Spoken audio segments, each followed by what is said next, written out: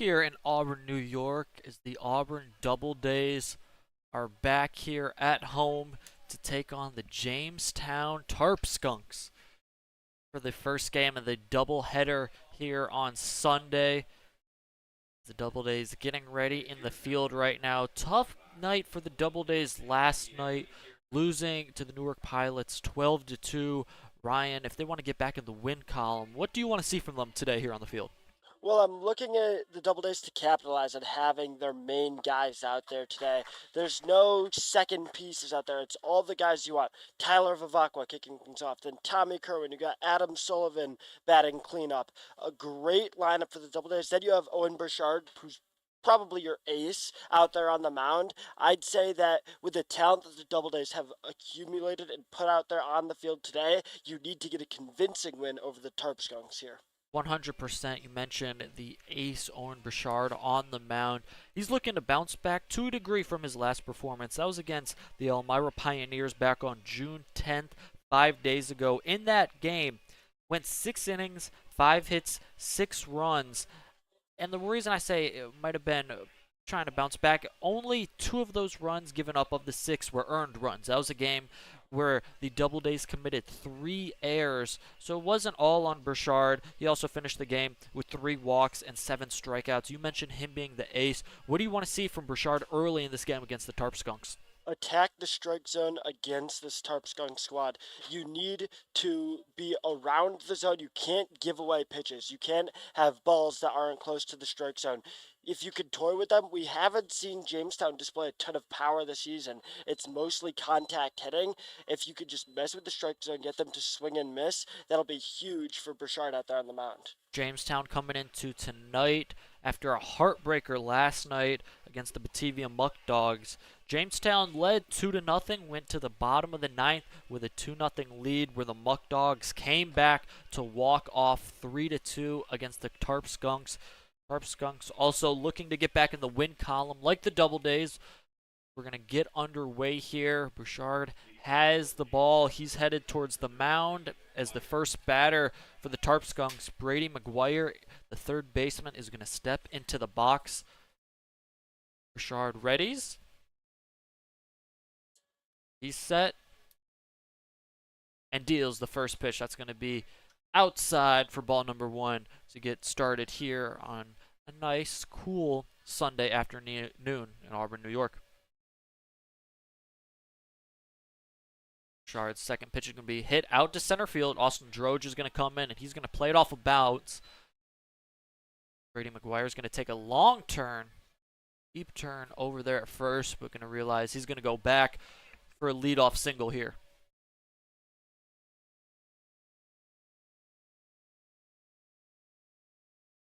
Nolan Smith comes up to bat now, batting second in this lineup. He's the first baseman for the Tarp Skunks. Wire leads off at first. Guard looked him back. Now he's going to come to the plate. Pitch outside for ball 1. The fielding needs to be good today for the Doubledays. We've seen this Jamestown team just dink and dunk into the shallow outfield. The outfielders need to be consistent. You can't have any mental mistakes out there. We've seen that cost the Doubledays throughout the early season. Errors leading to opponent runs as that 1-0 pitch is going to be in there for strike number 1. Count now 1-1. We've talked about it throughout this early season, the fact that you have to control the controllables, and Auburn sometimes let the defense factors. McGuire off, throw down to second, not in time, going to get away from Sullivan, but backing up the throw was Vasquez, so no damage there. Good attempt from Reeder there, just the start was too quick for McGuire. It was unrealistic to think that it was going to have an actual chance of getting to second in time. Really good jump from McGuire. Now quickly, just like that, runner in scoring position for the Tarp Skunks. Bashard readies, looks back at second. No one's going to hold him. Pitch swung on and missed for strike number 3. Big strikeout against Nolan Smith.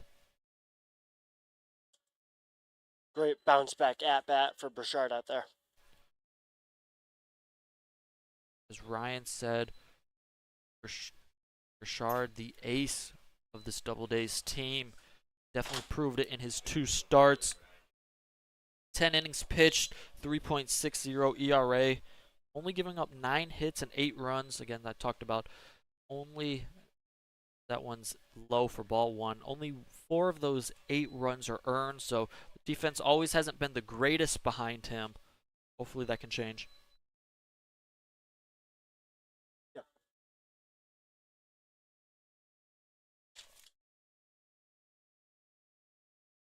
Pitch in the dirt.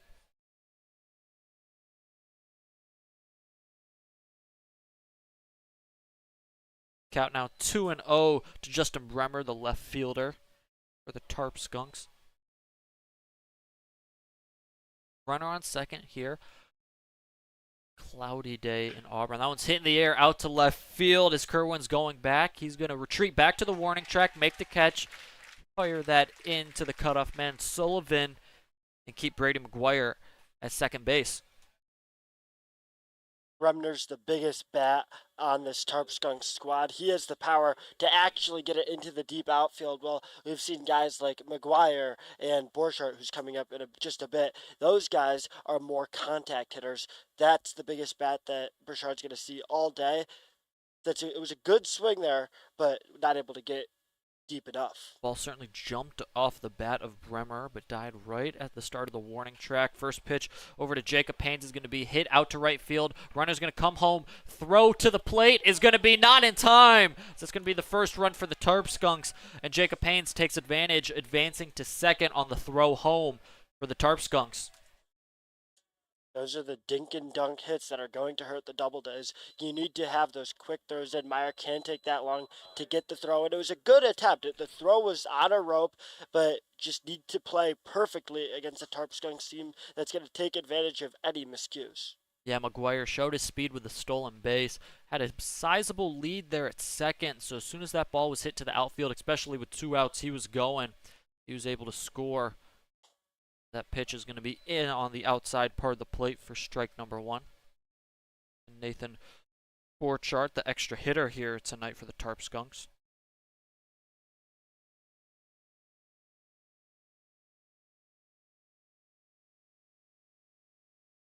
Oh, 1 pitch.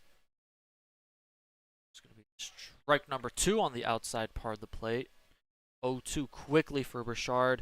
2 outs here in the top of the first. The Tarp Skunks up 1-0.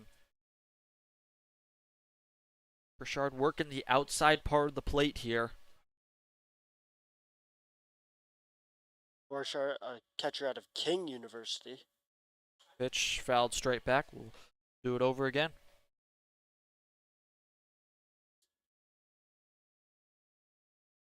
Bashard will not be catching tonight. You mentioned one of his positions.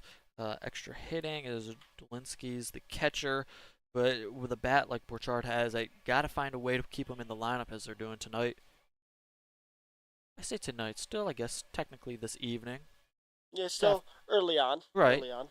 Got the doubleheader. The night game will be later. 0-2 pitch popped in the air. Infield charging and Sullivan running. First baseman is going to call him off. Max Fishbein calls him off as that'll be the 3rd out of this inning, but not before Jamestown gets on the board with an early first inning run. We'll see Auburn come to the plate and try and match them right after this.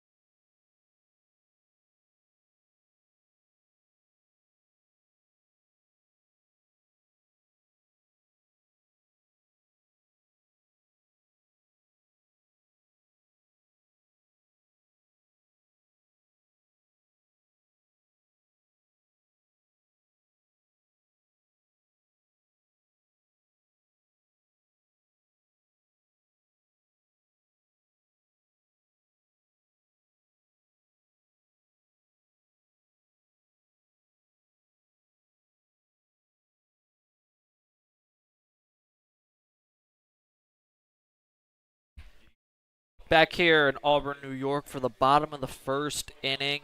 Tyler Vivacqua is going to be the extra hitter here tonight.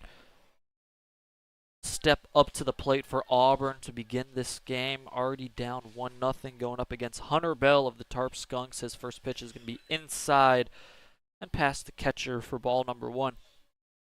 Vivacqua is an excellent fielder, so they're going to be missing him out there at second base, but he's shown that he can do a ton of damage at the plate, especially with his base running once he gets on. Yeah, him being the leadoff hitter is the 1-0 pitch is going to be a little dribbler back to Bell.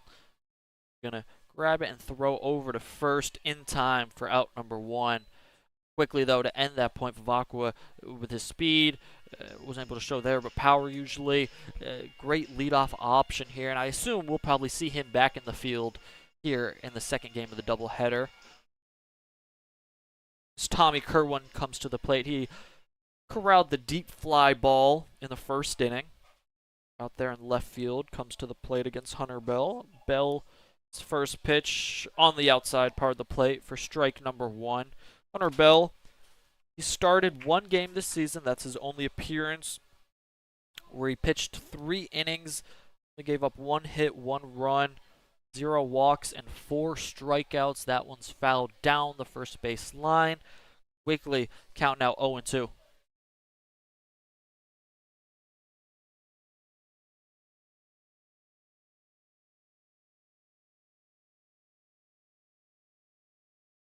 When in the box as Bell readies and delivers the 0-2 pitch, fouled up and over the stands. We'll do it again. Bell's a veteran pitcher, knows how to toy with batters. He's played at college 2 different spots. First at Harvard Community College, then went to Tennessee Tech, and actually another school after that went to University of North Alabama. So he's worked his way up the ranks and knows how to pitch to various batters. That one fouled off. Count remains 0-2. It's always interesting when you look at pitchers on the mound. You can tell sometimes when they have that veteran presence and when they're a rookie. For Bell, I mean, here 0-2 count, straight attacking. Tommy Kerwin, these last 2 pitches he's fouled off. As the 0-2 is going to curve too much inside for ball number 1. We've seen other pitchers, when they get ahead in the count, sometimes they'll play with, they have a couple of pitches to play with. Sometimes these veteran pitchers like Bell don't want to waste any pitches, want to attack the batters, as Bell has done. 1-2 to Kerwin. That one's outside, count now 2-2. Kerwin, a young guy, but he's been one of the best batters in the Doubledays lineup this year. You could say that he's a very strong argument to be the second most prolific hitter outside of Adam Sullivan this season. 100% batting from the left side. It's ready for the lefty. Pitch from Bell. It's going to be a little grounder to second base. In time. Going to be a throw to first for the second out of the inning. Hunter Bell, 2 up, 2 down so far. Sam Meyer playing right field today for the Doubledays. Comes to the plate.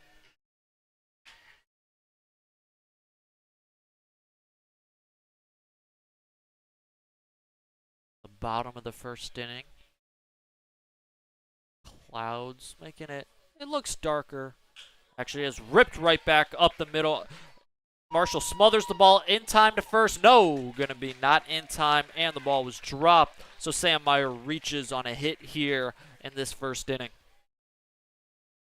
Great play by the shortstop Marshall to make a play at first. That ball looked like it was going to be gone into the outfield, and Marshall doing a good job of keeping the ball in the infield and making it at least a play at the plate. Yeah, rocketed up the middle there by Meyer. I thought that was clearly through. Good job by Marshall getting to it, sliding his way to corral that ball. Close play at first, not in time though, as Meyer leads off first with Adam Sullivan at the plate.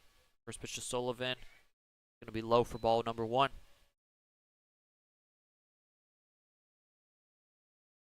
Sullivan in the cleanup spot of the lineup, also plays in short here tonight. We saw him in center just a couple nights here at Falcon Park. Back to short with Alex Vasquez over at second.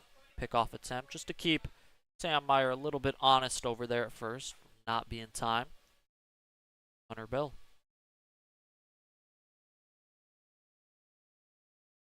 Count 1-0. Meyer on the move. Throw down to second. Going to be high into the outfield as Meyer's going to think about it, but he's going to return back to second. Center fielder Dumas was playing pretty shallow, so he was able to corral that ball pretty quickly, keeping Meyer at second. But either way, that's a stolen base for Sam Meyer. Not the most accurate of throws for Eddie Delansky, the young guy behind the plate. Not really showing off his arm. We could look for the Doubledays to attack second base more often until Delansky can prove himself on defense. Meyer, big lead off a second. No one's going to hold the runner. Pitch fouled straight back. Coming right for the press box if there was no netting. It's count now 1-2 to Adam Sullivan. And one thing in that loss last night for the Doubledays, they didn't have a stolen base. Very unusual. This team likes to get on the base path and run. So that one's going to plunk Sullivan. Looked like a curve ball that didn't have much curve to it. That's going to put Sullivan on first now. Runners on first and second. A little bit of a two-out rally the Doubledays are trying to put together. That one couldn't have felt good, but he will take his free base. So there's that. One thing I mean, Sullivan will take, rather getting hit, that I think that pitch was about 73 miles per hour. Rather, get hit by 73 mile per hour pitch than 83 mile per hour fastball. So, Can say that again. Bell's going to check back Sam Meyer at second. I told you Sam Meyer getting a big lead there at second. No one was holding him on. Second baseman for the Tarp Skunks came over, said, okay, let's keep him back a little bit. Runners on first and second. 2 outs here in this bottom of the first. Doubledays down by a run. First pitch here to Max Fishbein is going to be outside for ball number 1.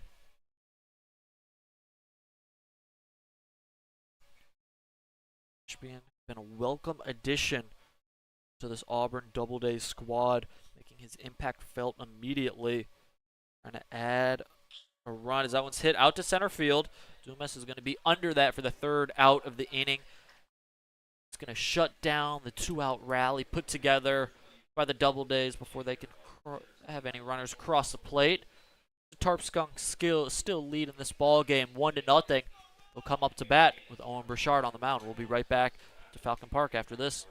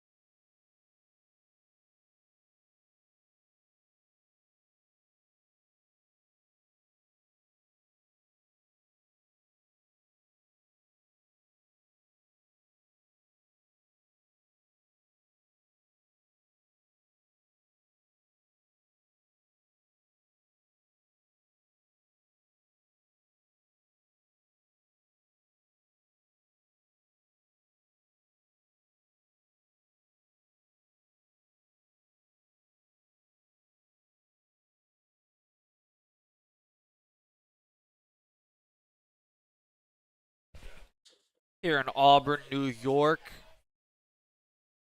This is Owen Bashard back on the mound. Some slight rain here. The crowd's going to move under the awning. We can count on this weather to lighten up a little bit, I'm guessing. 100% is the first pitch Bashard has in this inning. Be outside for ball 1 to Brady Marshall, the shortstop. Nothing, rain not too bad enough to pause the game. Again, playing on turf is going to help the case. That pitch too high for ball number 2. Took a second from the home plate umpire to see his call on that, but that one's high. Count now 2-0. Bashard's pitch hit out down the right field line. That's going to stay fair as Meyer's going to collect that quickly, throw that ball in. That's a bullet. So he's going to keep Brady Marshall only at first for a single to start this inning. Another leadoff single here for the Tarp Skunks. Right now, Jamestown, death by a million cuts. They just keep hitting those blooper singles, and those dink and dunks are going to come back to hurt Bashard in the long run. Ty Lagoni up to the plate right now for the Tarp Skunks.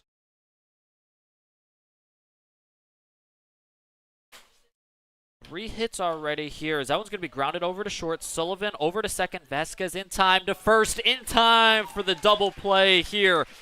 Quickly, just like that. Doubledays go from leadoff single to 2 outs. Great turn from the shortstop to the second baseman to first base in time for the 6-4-3 double play.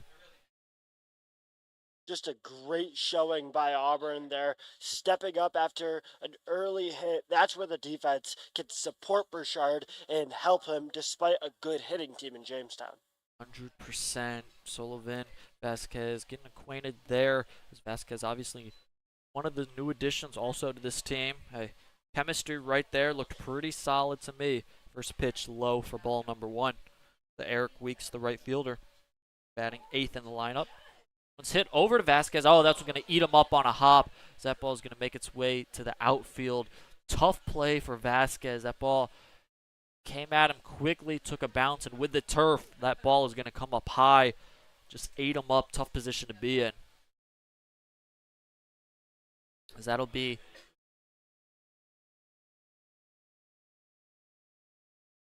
two out. Runner to first. Eddie Delonsky, catcher, comes to the plate. First pitch in there for strike number 1. Good pitch from Bashard. Great pitch. He knew that he was going to be able to catch Delansky looking and capitalized on that opportunity. Bashard quickly ahead, 0-1, trying to make it 0-2 or get out of this inning. 2 outs here, top of the second. Pitch is delivered, swung on and missed. Into a ball in the dirt, and Delonsky chased that one. Count quickly, 0-2. 1 strike away, bringing Auburn up to bat. Bashard's in his head now, needs to capitalize on this chance here. The pitch, that one's hit in the air, out left center is Adam Sullivan. He's going to go back few feet behind the shortstop position, call everybody off, and corral that pop fly for out number 3 of the top of the second. Jamestown leads 1-0. Auburn will come to the plate right after this.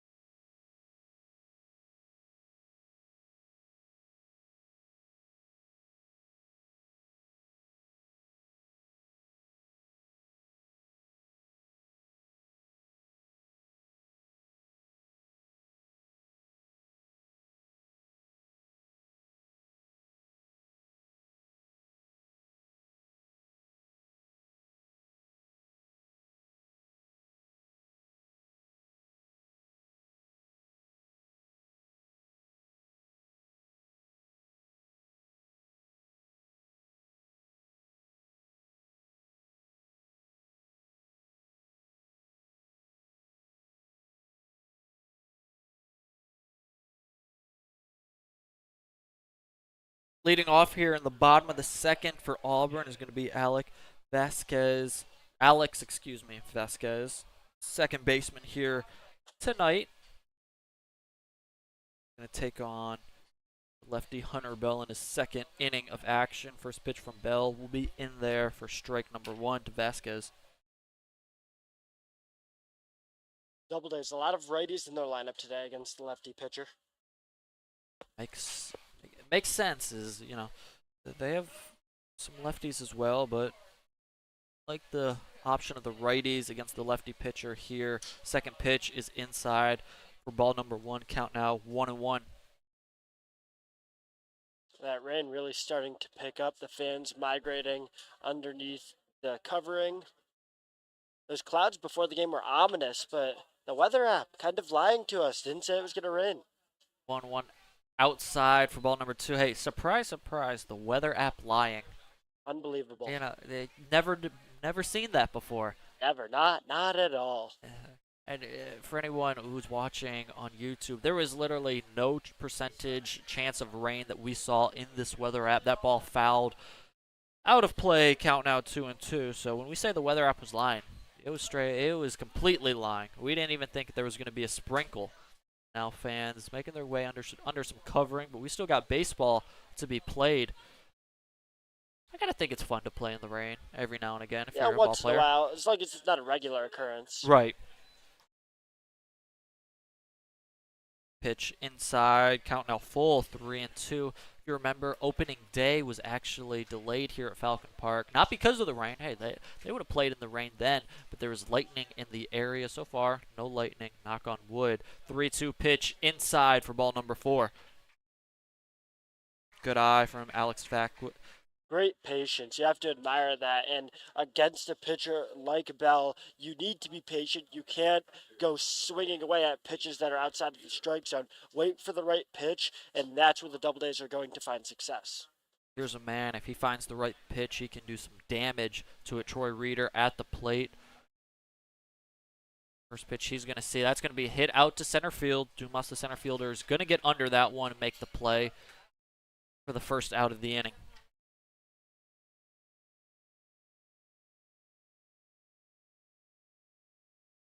Now Colson Thompson, the DH here tonight, comes to the plate. The Doubledays have struggled with leaving runners on base in the past. Really need to work on improving that, especially here early on in this game.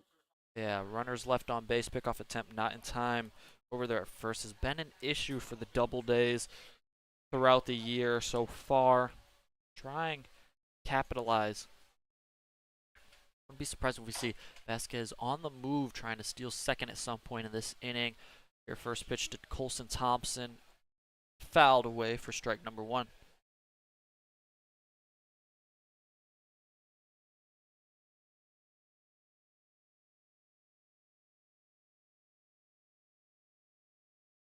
Oh, 1 pitch.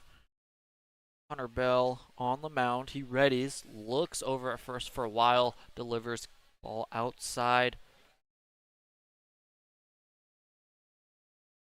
Count now 1-1. And even if Vasquez isn't stealing second at the moment, just his presence at first. You see Bell, when he comes set, he takes a long look over at first base. Just the presence of speedy runners. He's going to go back over to first for another pickoff attempt. It's causing some sort of, I'd say, distraction to the pitcher. Yeah, especially when you see a lefty out there on the mound who normally has that advantage. The fact that they're able to force him into so many pickoff attempts, it's a good sign for the Doubledays base running early on.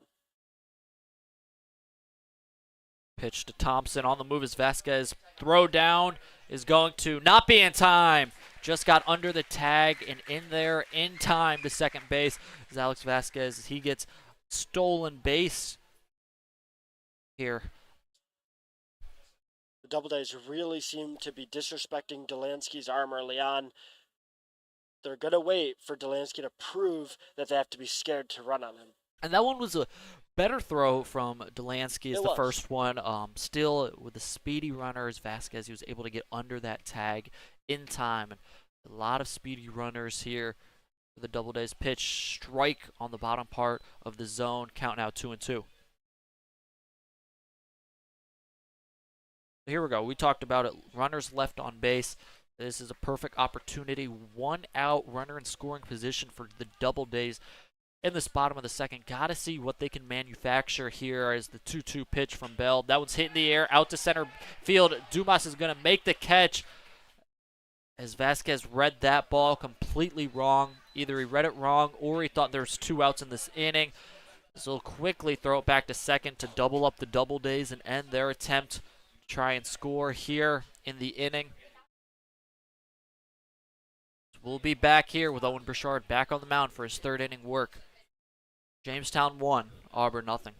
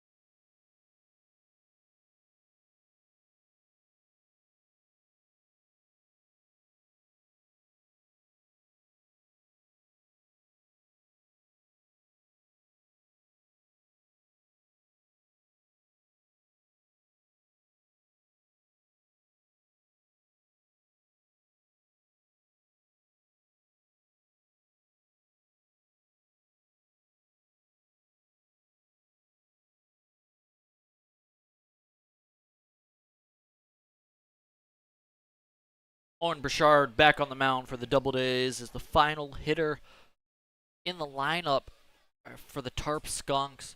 Comes to the plate, Matthew Dumas. He's had plenty of fielding opportunities in center field. First pitch he sees, swing and a miss for strike number 1. It's the center fielder. Costly mistake there by the Doubledays in the bottom of the second. Runner on second. As Vasquez just got mixed up there. 0-1 pitch outside, ball number 1.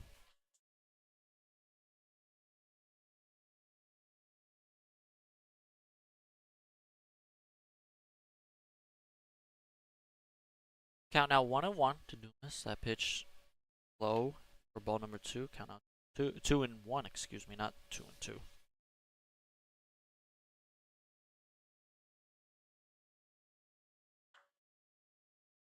Seems like the rain has let up a little bit. Definitely has. Just one cloud it must have been that kind of terrorized the Doubledays fans for a little bit, but they seem to have migrated back out into the general grandstands. Pitcher catches the outside part of the plate for a strike. Some slight showers. We'll be on the lookout to see if that continues. Pitch swung on and missed by Matthew Dumas for strikeout here to start the 3rd inning. Second strikeout of the night for Owen Bashard. Bashard's given up some hits, but his strikeout throws have been amazing. He's been able to pick on some of the lesser batters here in this Jamestown lineup, and he's certainly taken advantage of them. Definitely been able to hunker down, has had runners on every inning. They've given up 1 so far in this game. First pitch here to the top of the order, Brady McGuire. Bends in there for a strike. One going back to that same pitch, outside part of the plate for strike number 2. Talk about a curve. You can see the break from up here. Good pitch from Just Bashard. dropped there. Throwing it 2 consecutive times. Let's see if he goes for it a 3rd time. And on the outside part of the plate, didn't go with the curve there. But he goes for a 1-2-3 looking strikeout of Brady McGuire. A fantastic display there from Bashard to get out of that at-bat in just 3 pitches. Bashard not playing around at all in that at-bat. Morning, good afternoon, good night. First pitch outside for ball number 1. Nolan Smith to the plate. He struck out himself back in the 1st inning in his only at-bat so far in this ball game. 1-0 pitch inside for ball number 2. A reminder that this is game one of a doubleheader, so both of these games will only be 7 innings, pitch, grounded foul, past the first base line. Make the count 2-1. See on the scoreboard, Nolan Smith does not play for the Eagles. Very true. Pitch 2-1, swung on and missed. Count now 2-2 from Bashard. Good job battling back. Nolan Smith not looking comfortable in this at-bat. Bashard has been just destroying these Tarp Skunks batters. Pitch swung on and missed for strike number 3. Just like that. 1, 2, 3 up, 3 down, all via strikeout for Owen Bashard here in the top of the third. Let's see if Auburn can come to the plate, make some noise with the bats. Down 1-0. Jamestown with the lead.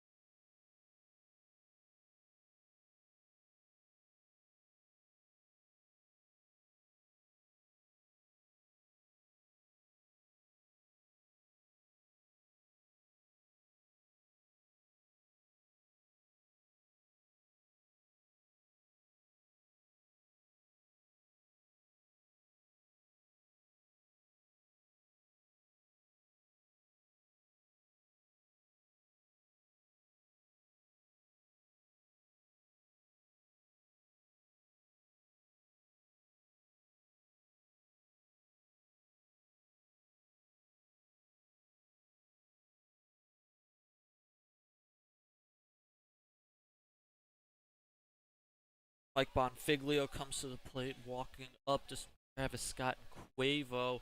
Ryan, what would be your walk-up song, do you think? I'd go Dreams and Nightmares by Meek Mill.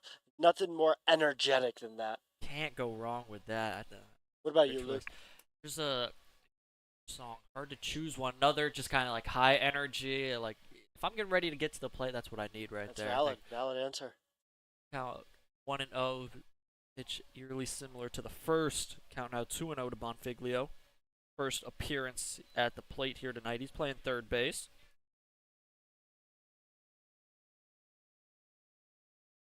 Bell still on the mound. 2-0 swung on and missed from Bonfiglio. Good cut there. Fine contact with the ball though. That's a big chop from Bonfiglio. Looking for the fastball, wasn't expecting the breaking ball. Pitch hit on the ground over to third. Diving play made by McGuire, but not going to be able to secure that ball to his throwing hand. Field hit there. Mike Bonfiglio. And when you put the ball in play, good things will happen. Hit it on a rope. McGuire, good job diving to get that ball. Hit with so much force, wasn't able to stay in the glove though. We've seen the Doubledays do a good job once it's got to 2 outs, starting to get runners on base, get some momentum. Now that they've gotten the first batter up to go on base, we'll see if the Doubledays can now capitalize on some real momentum. Bonfiglio leads off at first as Austin Droge is at the plate. He's playing center field here tonight. Pickoff attempt from Bell. Not in time. I feel like we've seen more pickoff attempts from Hunter Bell in this game. Bunt shown by Droge, pulls it back. Ball 1. Seen a lot of pickoff attempts from Hunter Bell, more than I want to say we've seen any opponent so far here at Falcon Park. Especially early on, and the Doubledays are going to keep kind of threatening the steal and taking those massive leads. Droge showed bunt on the first one. Second pitch grounded up the middle. Play made by the second baseman. He taps second. That was Laguna. Throw over to first, not in time. Pulled Smith, the first baseman, off the bag. So Droger's going to reach on and throwing air.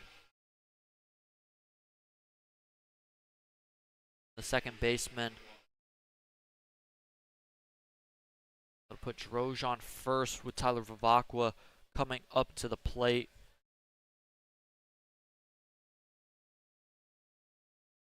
One out here in the bottom of the third inning.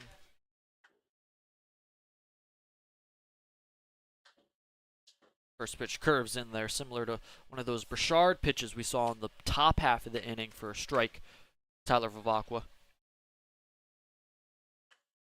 Both Vivacqua and Kerwin have the chance to get the redemption with a runner on base here. Vivacqua grounded right back to the pitcher bell in his first at bat. Second pitch inside for ball number 1.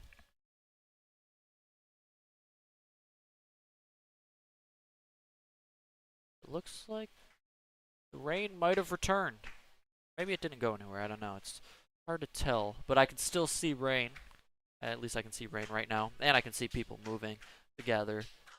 Cover is that pickoff attempt back at first, not in time for Vivacqua, or excuse me, for Droge, who is standing at first, and I wouldn't be surprised to see Droge take off here soon. That's why for the fans listening at home, you can just listen to us on the broadcast instead of getting all rainy and wet. However, we would advise you, come to Falcon Park. It's a good time. Great time as that pitch is low for ball number 2. Count now 2-1. If you are here, there's plenty of cover to stay dry, but yeah, we appreciate you listening. Make sure you hit that subscribe button and turn the notifications on.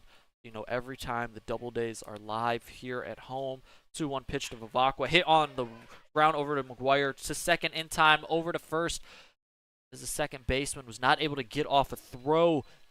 Tyler Vivacqua will reach via a fielder's choice here. The Doubledays are just trading off who wants to go stand on first right now. Not able to advance any runner to second in this inning. Now 2 outs, bringing up Tommy Kerwin to the plate. McGuire could have potentially made that a double play, just didn't get the throw from third over there in time. Lagoni, second baseman, just didn't even try and make the throw to first, in part because of Tyler Vivacqua's speed, figuring he might rush a throw and airmail it, so he just ate it. Said, okay, we'll play it on for the next at-bat. First pitch there to Tommy Kerwin, bent in there for a strike. That one hit out to center field. Dumas, who's had a very busy night, evening, we'll call it, collects another fly ball to end the inning. As this game remains 1-0, Owen Bashard comes to the mound for his 4th inning of work. Jamestown 1, Auburn 0. We'll be right back after this.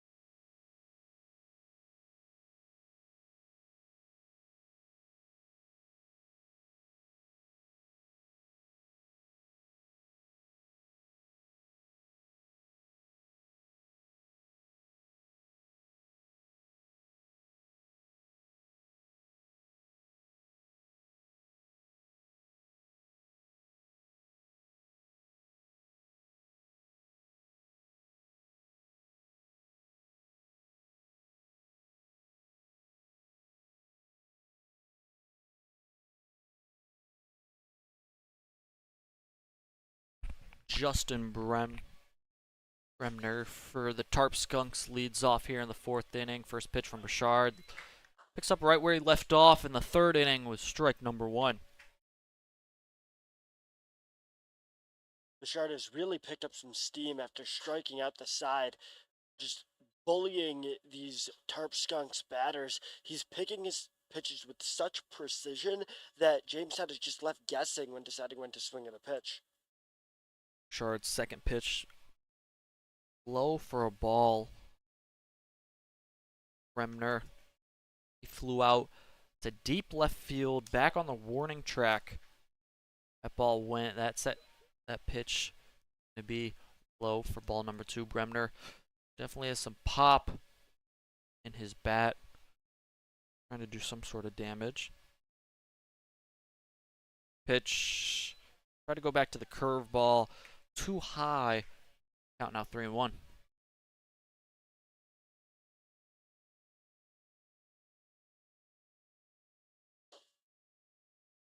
Oh, good pitch there from Bashard as Justin Bremner was walking down first thinking he had ball number 4. Home plate umpire said nope. Bremner did not like that call. Now 3-2 payoff pitch from Bashard here.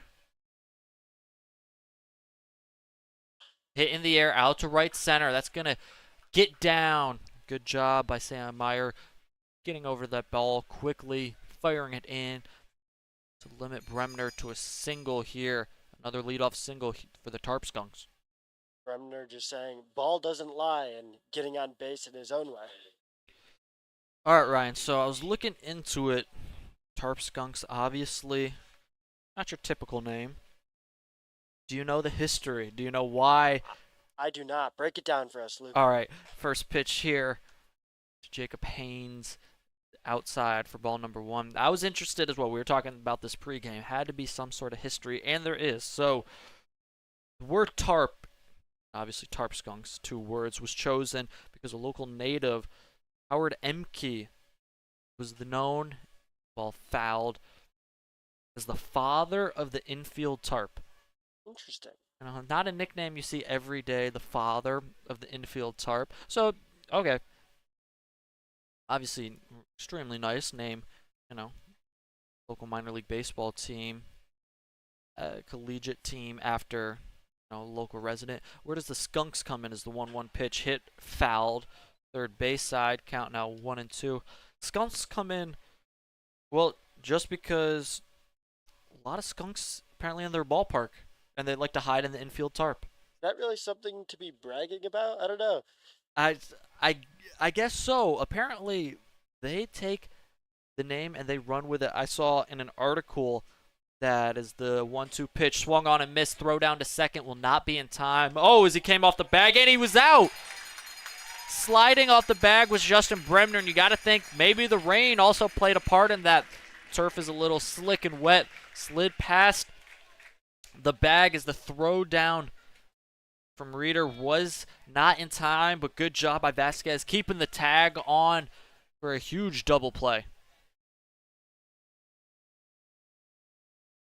Nathan Borchardt comes to the plate as I'll quickly end my story about skunks right now. But apparently in the article it said in home games for Jamestown, sometimes the fans start chanting, "Let's get stinky, let's get smelly." Yeah, not something great to be proud of, I'd say. Hey, you know what? If it gets the team going, it gets the team going.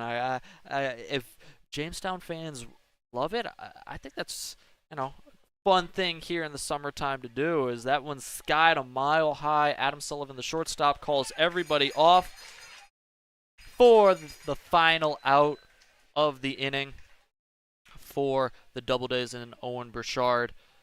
Bashard faces the minimum here in the 4th inning. So we're going to go to the bottom of the 4th. Doubleday still trying to get on the board here.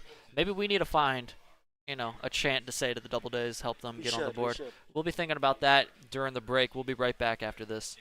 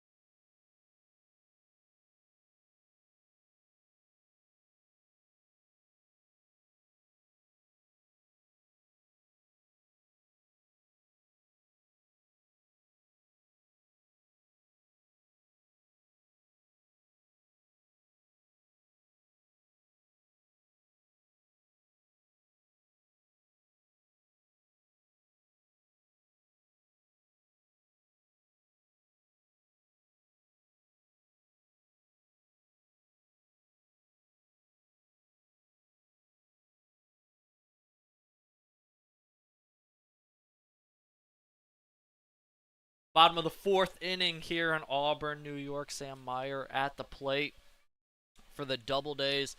Hunter Bell still on the mound. Meyer singled and stole a base back in the first inning. Score 1-0. Here, just a run in the top of the first for the Tarp Skunks. That's about it. Pitch swung on and missed there by Meyer. Owen Bashard on the mound has really been on top of his game ever since that first inning blunder.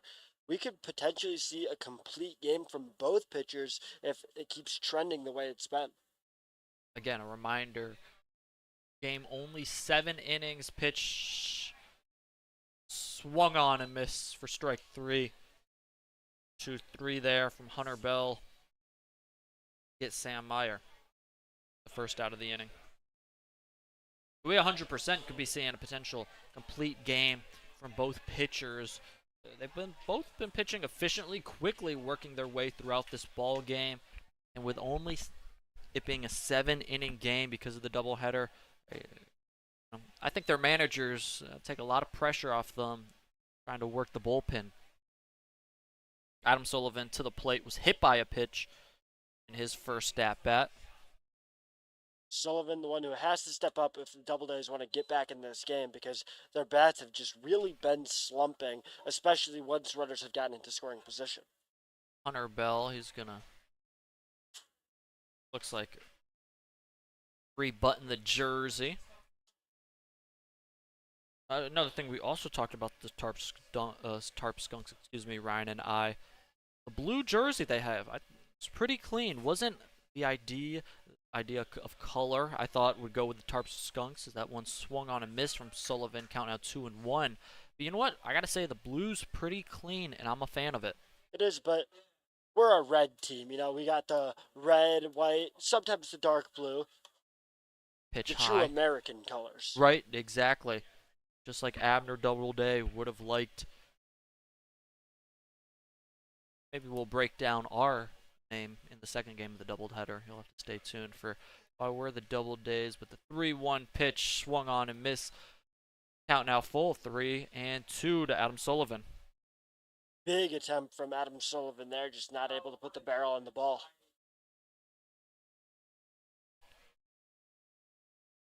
Sullivan at the plate, trying to extend this at-bat. Pitch hit right back up in the middle. Marshall trying to make his way over, slides, makes the grab, but not going to be in time. Doesn't even attempt to throw. Adam Sullivan's on with an infield single here in this fourth inning. A lot of infield singles this game. I can confidently say it's the most infield singles we've seen in a single game, and it's only the fourth inning. One thing I have to say, shortstop for the Tarp Skunks, Brady Marshall, his range at shortstop is incredible. He's gotten to balls that I thought they were going to reach the outfield, no doubt about it. He's gotten to them, made somewhat of a play. That ball is going to be hit out to right field. Weeks, the right fielder, is going to stop at the line, just foul. Weeks avoided crashing into the wall out there. The rain's coming down even harder. Feeling like a weatherman up here in the press box. Rain is definitely coming down harder. That's going to have an effect on this ball game, whether you like it or not, with the fielding, with the hitting, and the pitching as well. It comes into every aspect of this game. Hey, we see that ball spiked right there, you know. Just as you said it, maybe the ball slipped out of his hand. Wasn't able to get a good grip. It definitely will be a factor for this game and maybe even the doubleheader later in the night. I think it could have played a very big factor in the stolen base, caught stealing, in that last inning. Count 1-1 to Max Fishbein. He flew out to center last at bat in the first inning. Grounder over to second, just going to go to first to get the force out at first. Only one out there. Knew with Sullivan's speed it was going to be hard to try and double him up. So 2 outs for Alex Vasquez as he comes to the plate. Vasquez walked and stole a base back in the second inning.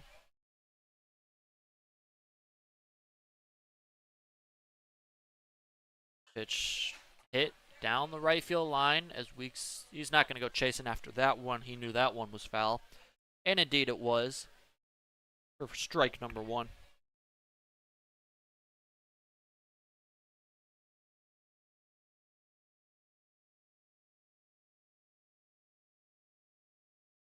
Bell just over 50 pitches so far in his outing. He's put together a really solid start so far this game. Ball in the dirt for ball number 1. Doubledays still trying to find a way to crack his code on the mound. Bell been doing whatever he wants to on the mound. The occasional hit, as the Doubledays have 3 here in this ball game, hasn't really phased him. Able to work his way in and around traffic. The 1-1 pitch catches the inside part of the plate. Strike number 2.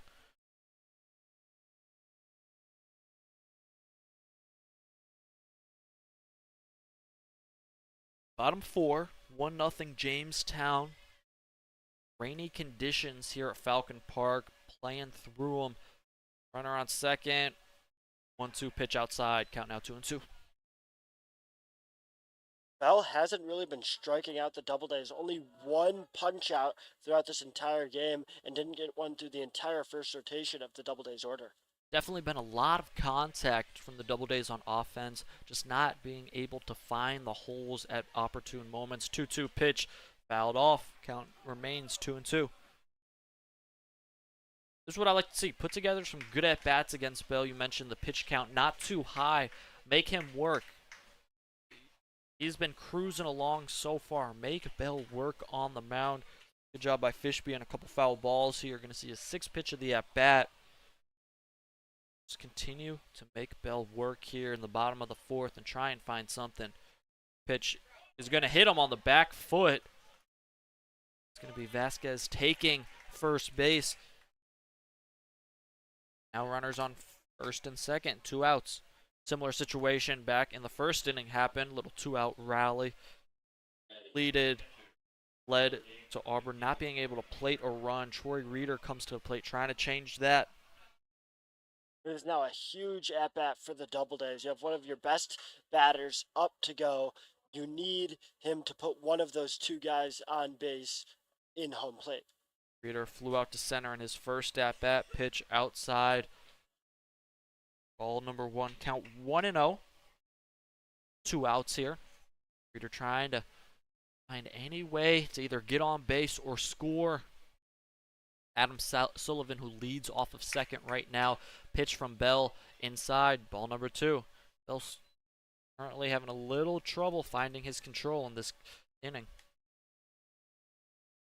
The Doubledays just need to be patient. The rain will make it harder for these pitchers to control their accuracy. If Reeder can catch Bell slipping, maybe sneak out a free walk in this at-bat. 2-0 inside. Count now 3-0.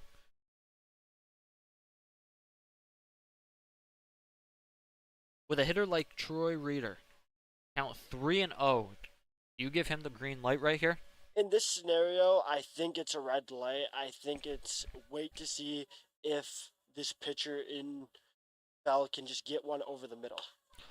He did not have the red light. Skies one. That's going to go foul. Count is going to be 3-1 here. You know, I think a lot of hitters on this team, it would have been a red light, but I think with Troy Reeder, he might have some of that, you know, a little bit of a perk right here. If you see one you like, take a rip at it. He definitely took a rip at that. Good cut from Reeder. Just wasn't able to find the barrel to the ball as that one's fouled off. Count 3-1. Certainly a solid attempt. Bell readies the 3-1 pitch inside for ball number 4. Bases are now juiced here in the bottom of the 4th. This is Auburn's best opportunity they've had all ball game to score. As Colson Thompson comes to the plate. Another huge at-bat is going to lead Tarp Skunks manager Frank Jagoda to go have a chat with the pitcher Bell. I see some action in the bullpen. We'll see if he goes to him or wants his starter to try and get out of the trouble. He goes on the mound. Looks like he's going to stick with Bell here. Yeah, quick meeting on the mound. I think just a confidence boost for Bell, who was cruising along going into this inning. Even at the start of the inning, was cruising. Got 2 outs, hit a batter, and walked a batter.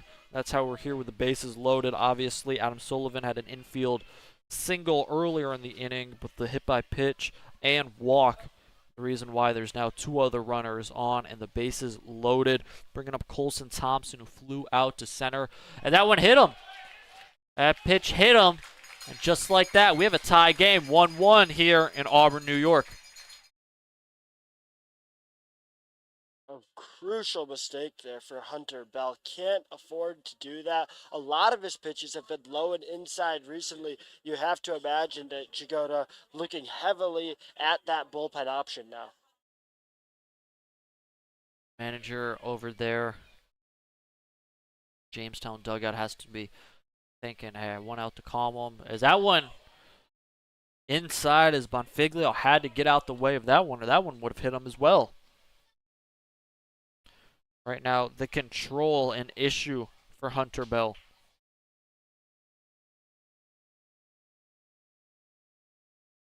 Game is 1-1. Pitch is going to be on the upper part of the strike zone. Leave strike number 1.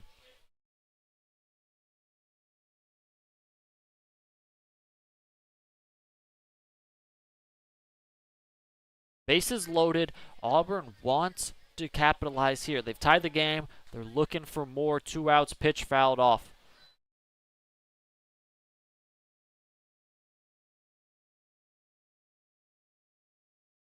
Bonfiglio, a power hitter, can do a lot of damage here with a hit to the gaps in the outfield.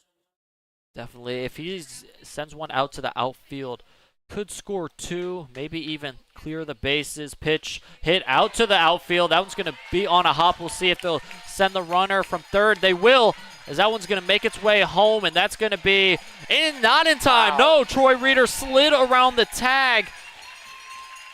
As Reeder, that throw into home beat him.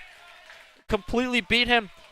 But Delansky was not able to apply the tag. As Auburn now has a 3-1 lead here in this game. And that's going to be the end of the line for Hunter Bell. So we'll be right back here with the pitching change and more in the bottom of the 4th after this intermission.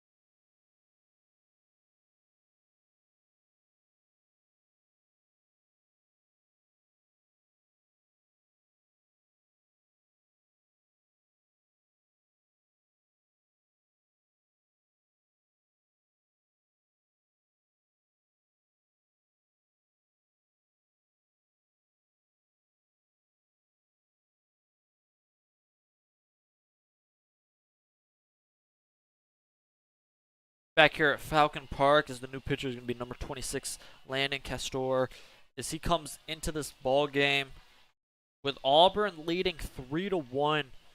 Auburn's offense coming alive here. Really had felt dead for the first 3 and maybe 2/3 innings, but with 2 outs have put together a rally and taken a 3-1 lead. Still looking for more 2 outs, runners on first and second for Austin Droge. First pitch outside for ball number 1. A quality start nullified by Hunter Bell, who just collapsed in the fourth. You have to wonder how much of that was due to the rain. It seemed like he just couldn't control his pitches, all of them coming in low and inside, having to avoid hitting another batter. He had to give a pitch right down the middle. Talk about maybe losing control. That ball gets to the backstop under the glove of the catcher. Runners now advance to second and third. Count 2-0 to Droge. And you talk about losing control. There was a span in that last few batters for Hunter Bell where he went hit by pitch, walk, another hit by pitch, and then the last batter, Bonfiglio, got a single there to knock him out of the game. That ball gets past the catcher again. Coming home is going to be Colson Thompson to add to this Auburn lead. 2 consecutive balls to the backstop. Not only advance the runners, but score a runner for the Doubledays here. They now lead 4-1.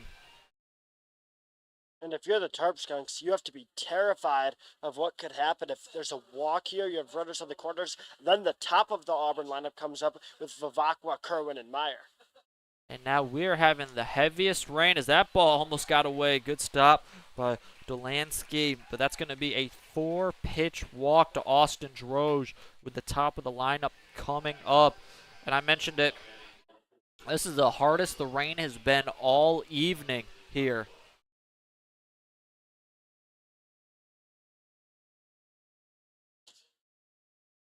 Runners on the corners for the Doubledays. Tyler Vivacqua up to the plate.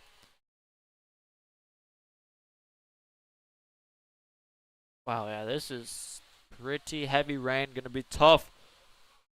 Castor to try and find his way out of this one with the elements and the situation he's in. First pitch here is high. 5 consecutive balls thrown.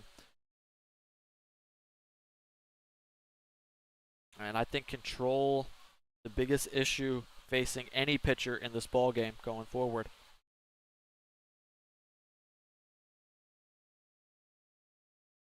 Vivacqua readies pitch from Castor. They're going to go back to third as Austin Droge took off for second, thinking they could get Bonfiglio leading off a third, leaning. Not able to as Droge advances to second. Bonfiglio safe at third. I actually really like that move from Delansky. I think more teams should do it. When we see teams go for the double steal, it's often more prudent to just throw it over to third and test it out. Pitcher Landon Castor said, hey, I need a new ball, one that's not probably sopping wet right now. This rain, you can't really see it on the broadcast too much, but if you're here early in the game, those stands right there, those were full. People have migrated to having some shelter and some cover for the tough rain coming down. It is definitely a factor. Ball is a little dribbler over to second. It's going to be Lagoni over to first in time to get out of this inning, but not before Auburn plates 4 and takes the lead, knocking out Hunter Bell of this ball game. Owen Bashard comes out to the mound to brave the elements and with a 4-1 lead. We'll be back here in Auburn after this.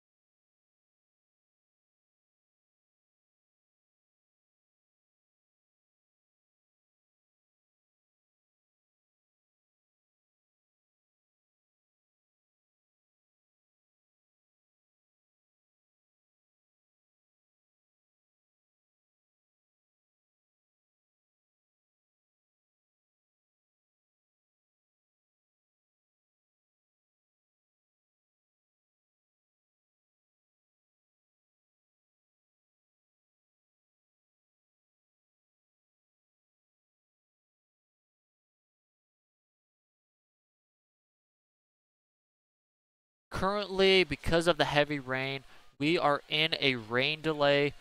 We'll come back to you here on the broadcast with any messages, any updates.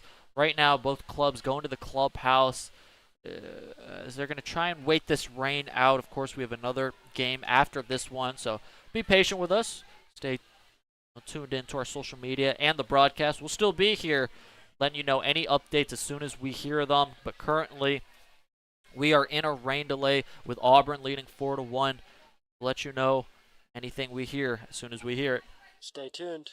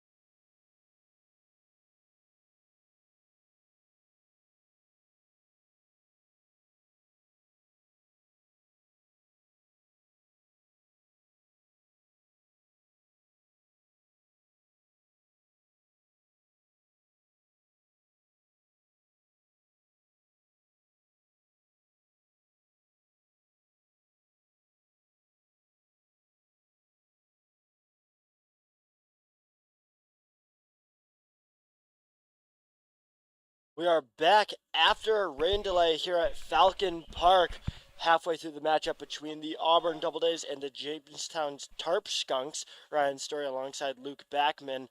As we're here in the top of the fifth inning, it's still Owen Bashard on the mound. He's pitched an excellent 4 innings so far of one run ball, excuse me, giving up 5 hits on the night as that first pitch goes high and inside to Brady Marshall, the shortstop.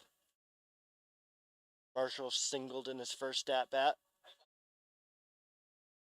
That one, a big swing and a big miss for Marshall. Interesting to see how Bashard looks. He was cruising along the past in the both, honestly, second, third, fourth innings. So see if he has that same efficiency here in the fifth after the rain delay. Yeah, in the third, he struck out the side. In the fourth, he put together another dominant outing and just kept the Tarp Skunks down long enough for the Doubledays to finally capitalize on offense. The Doubledays got 4 runs there, mostly off of the hit from Mike Bonfiglio, who has had a great game today. He's 2 for 2 so far. Now playing with the lead for the first time all game. We'll see how Bashard continues to pitch here as he just surpasses 50 pitches.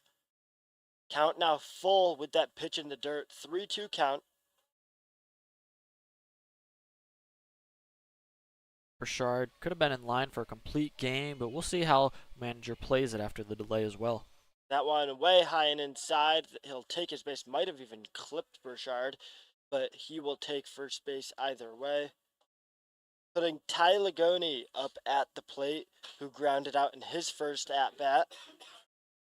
Lagoni out of Patrick and Henry Community College with 1 runner on base. So not a great start from Bashard coming off of the rain delay. We'll see if he's able to improve to his usual level of dominance.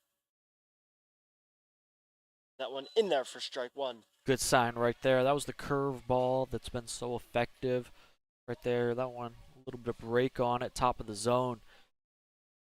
Bashard has a mix of different pitches he can go to. Good pitch right there. When Bashard was thriving, you're right, he was going deep into his bag, using his various assortment of pitches to keep the Tarp Skunks on their toes. They just weren't able to figure out what Bashard was throwing, so we'd see him come out with the fastball, change things up with the curveball, and then just strike exactly where this Jamestown team expected him not to. Felt like he was 2 steps ahead of them at all times. This count already 0-2 and not in there. That's going to miss the zone for ball one. Good miss, good pitch. Exactly where you want to put it. 0-2. Lagoni, just good job in the batter's box, not chasing it. Now a 1-2 count. That one also in the dirt. A good play there from the catcher, Reeder, to prevent that ball from getting by him. Reeder having a nice game out there, both behind the plate and in the bases, where we've seen him A, get on base impressively, and B, his base running has been fantastic. We saw what probably should have been an out. Instead, Reeder able to get around the catcher to score a run, and that's a beautiful pitch there from Bashard to take down Ty Lagoni for the first out of the inning. Owen Bashard really answering our questions about how he was going to look with that at bat right there. It looked like the Owen Bashard that was cruising this ball game. His 6th K of the game. Great performance from Bashard so far. You're wondering about rain. Rain does not look to be falling, or if it is, a light sprinkle fouled off here in Auburn. So we saw before the delay with the heavy rain, it was really affecting the pitchers. I think there should be minimal effect on the pitchers trying to rip the ball when they deliver. So another thing we'll keep our eye on as well. Yeah, again, the turf plays a big role, especially in the outfield. You don't have to worry about as much slipperiness as that one fouled off to the right side for an 0-2 count. That's why Falcon Park, one of the best overall stadiums in all of the Perfect Game Collegiate Baseball League. If it wasn't for the turf and how well this stadium has been kept up and maintained, we'd still be in a rain delay right now. That's true, and the ball's still a little wet, though. We see Bashard wants a new ball for this at-bat. He's ahead 0-2 in the count. The batter, Eric Weeks, who singled in his first time around. As the runner goes, and it's going to be golfed into center field. That will be caught by Droge. Throws it over to first, not able to get there in time. But a great job by the Doubledays defense to shut down what would have been a stolen base. Marshall got a huge jump on that one. But because the ball was hit by Meeks over to Droge, Marshall will have to return back to first base. Brady Marshall, he got the second, heard that the crack of the bat, looked around confused. He didn't know where the ball was. That fly ball was just deep enough from Eric Weeks where Droge wasn't going to get it in time at first. But hey, good job by the Doubledays. Now seeing need just one more out to get out of here in the fifth. A pitch comes in and in there for strike one. That's somewhere where Bashard has a bit of a disadvantage to Hunter Bell over there on the Tarp Skunk side. Being a righty, can't see that runner at first base. A little bit more uncertainty before the pitch. That one in there for strike two. A big chop there from the batter, Eddie Delansky. One thing I like about Bashard, we saw the runners at first were bothering Bell. He attempted a lot of pickoffs here. Bashard's saying, hey, my focus is the batter. Even if the runner's on second, I'll let my defense carry that. And another great strikeout from Owen Bashard, his 7th strikeout of the performance today. He's having quite a game for the Auburn Doubledays, who lead 4-1 as we'll head into the bottom of the 5th inning. Stay tuned for more Auburn Doubledays baseball.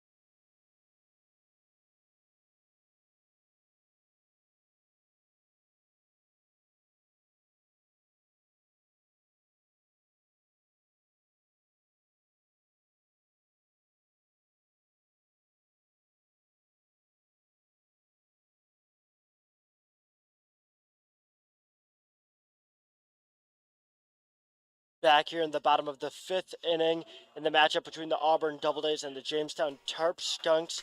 It's Tommy Kerwin leading things off for the Doubledays, going against Landon Castor, the pitcher who replaced Hunter Bell. Castor has had a bit of a break between his first third of an inning, now with the rain delay coming out here for his first full inning of work, as that first pitch in there for strike one. Yeah, tough position for Castor to come into that ball game in the bottom of the 4th with heavy rain.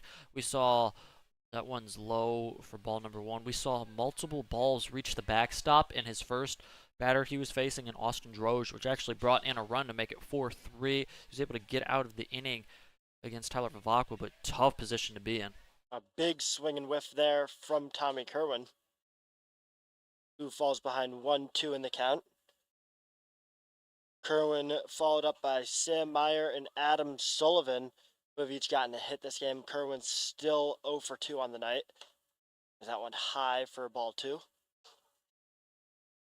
Doubledays, again, in that 4th inning, did a great job just reaching base via walk, either hit by pitch, advancing on pass balls. Out hit in this game 5-4, but they'd rather lead in the scoreboard on the scoreboard, excuse me, which they do 4-1. Count now loaded up. Castor, a pretty similar arm to Hunter Bell, just obviously Bell was a lefty, Castor a righty, so that's a change for the Doubledays, but in terms of pitch speed, around the same. And Kerwin capitalizes on that, not able to get it to drop in time, though. A great play by the outfielder Bremner to come down with the ball, get the first out of the inning. Yeah, good contact made there by Kerwin, but just good jump, excuse me, by Bremner. Was able to get to that ball on the run there in right field. It's now Sam Meyer up to bat for the Doubledays, the righty batter going against the righty pitcher. Sullivan on deck. As that first pitch is high for ball one, the curve, not able to get down into the strike zone. Meyer 1 for 2 on the night, struck out in his last at bat. As that one fouled off to the right side.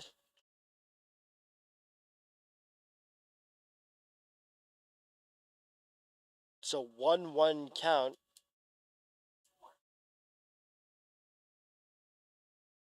As Castor looking to settle into a groove here in the 5th inning.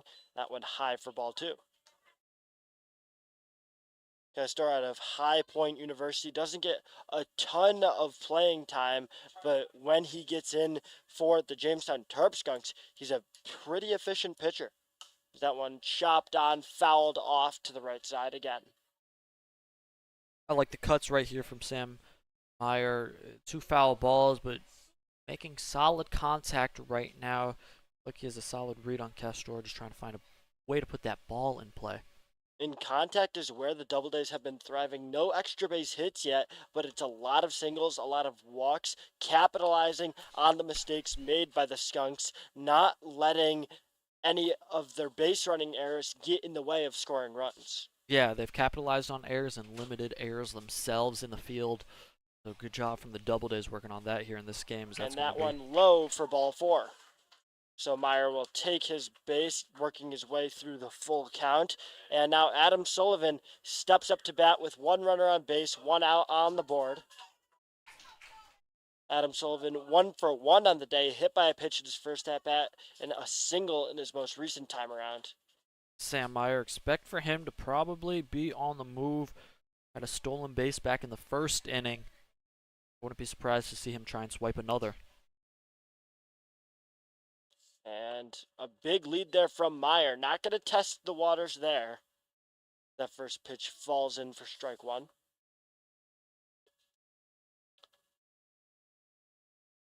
The pitcher Castor really needs to keep an eye on Meyer here.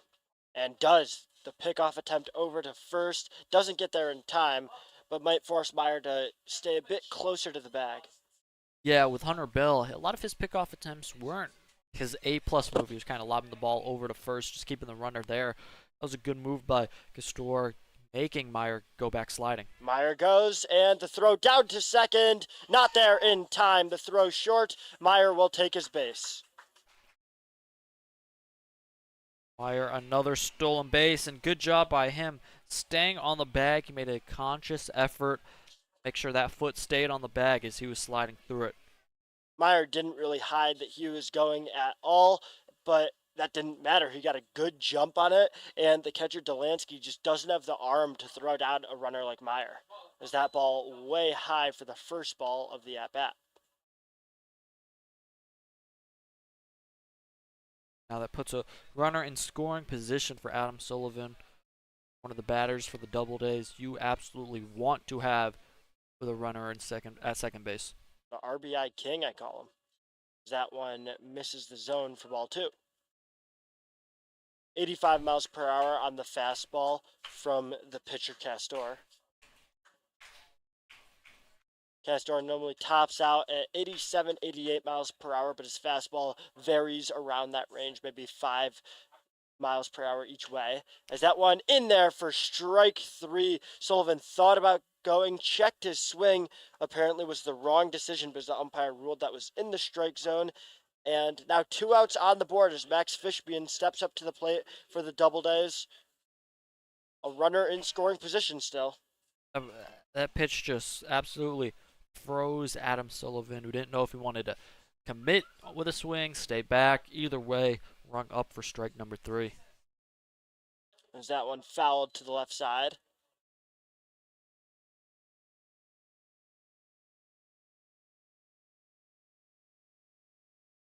It was a good job by Meyer working the count, forcing the walk. We've seen the Doubledays successfully force Castor into some long at bats, but Castor's gotten the best of most of the Doubledays batters. That one misses the strike zone for ball one. 1 ball, 1 strike, 2 outs, a runner on second. Good job by Delansky staying in front of that one. I mentioned earlier, Castor had a few pitches go to the backstop. Delansky doing a good job picking that ball that was in the dirt. Castor 1 full inning of work, only 1 strikeout so far. That one fouled down the right side.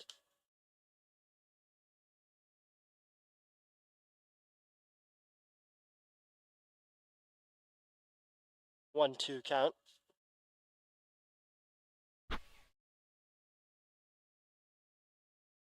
Castor readies for the pitch, gets the sign that he likes from Delansky.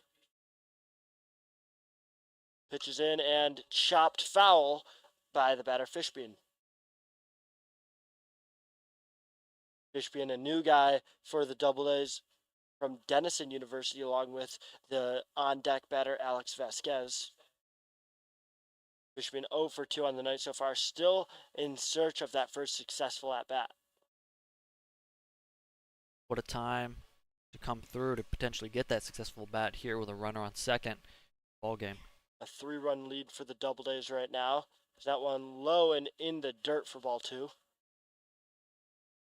Just got a little bit away from Castor there. Count now evened up at 2-2.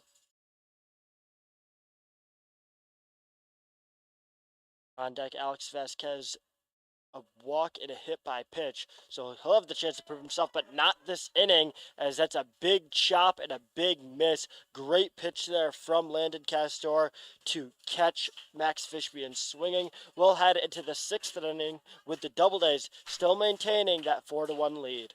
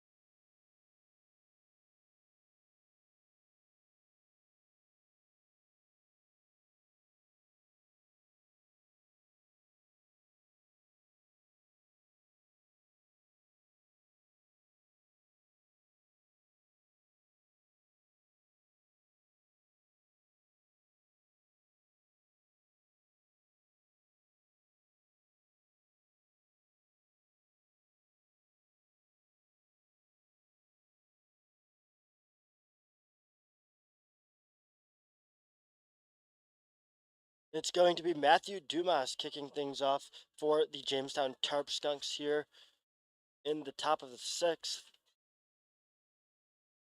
As that first pitch fouled off, a 1 count.